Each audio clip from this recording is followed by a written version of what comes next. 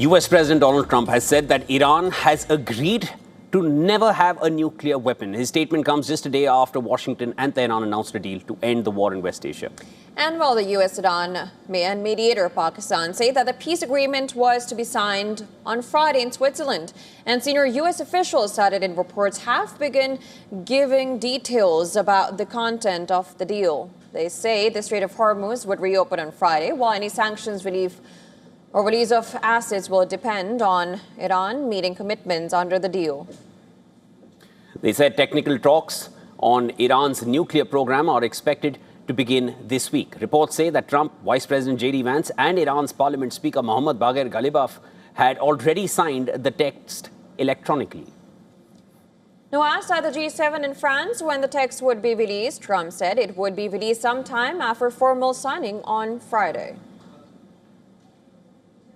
Coming in for it, he was originally going to do it. I'll probably be gone by then. We're having dinner in a day and a half, right? We're going to be staying quite late. So I may be involved, I may not. Iranian President Masoud Pezeshkian called the deal a great achievement for the region, but Foreign Minister Abbas Araghchi of Iran struck a more cautious note, citing a history of broken commitments. Failure to fulfill commitments and Americans tearing up agreements. And all of this is in our minds, so we are basing the negotiation plan and implementing the understanding that has been reached on distrust and past experiences. Iran's Foreign Ministry spokesperson Esma Bagheri said Washington must ensure that Israel stops fighting in Lebanon under the agreement. Lebanon and the end of the war in Lebanon are an inseparable part of the agreement to end the war. But Israeli Prime Minister Netanyahu said that the country's forces would remain in Lebanon as well as Syria and Gaza as long as necessary. We will stay there as long as necessary. Iran wanted us to retreat from there. It didn't happen. Do you know why it didn't happen, among other things? Because I stood very, very firmly. I was very, very decisive about this thing, and I think that our American friends respect this decisiveness and firm standing. Lebanese President Joseph Aoun welcomed the agreement during a call with Araghchi, saying he hoped it would be a positive step towards reducing tensions. Lebanese state media later reported the first deadly strike since the announcement, saying the Israeli attack in the south killed one person.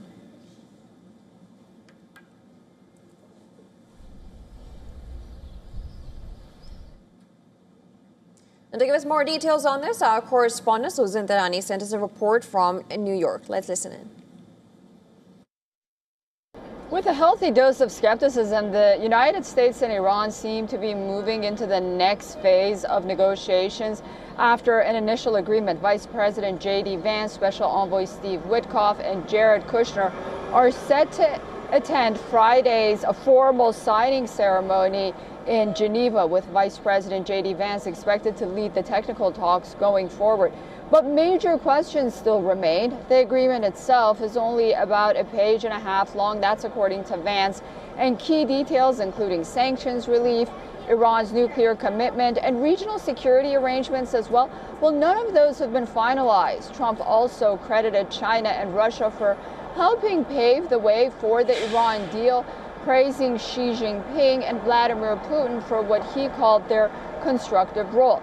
Israel has also signaled that it wants to preserve freedom of action against emerging threats from Iran moving forward. So for now, the deal remains largely untested until the technical negotiations are complete and implementation begins.